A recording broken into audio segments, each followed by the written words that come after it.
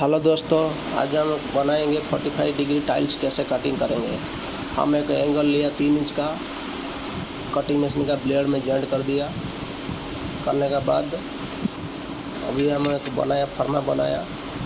फर्मा में देखो हम ये 4 इंच का जो टाइल्स रखा, हम रखने के बाद अभी कटिंग करेंगे।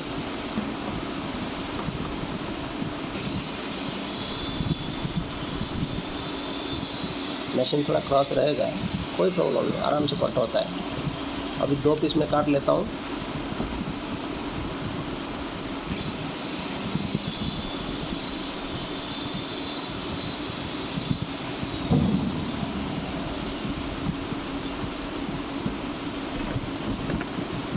अभी देखो 2 पीस कटिंग हो गया। अभी जॉइंट करेंगे। देखो परफेक्ट 45 डिग्री में हो गया। देखो इधर फनल में लगाने के लिए करेक्ट है। देखो बिल्कुल गैप नहीं है। ऐसा बना के आप लोग को लगा सकते हैं। देखो इधर कटिंग कर रखा है 4 पीस।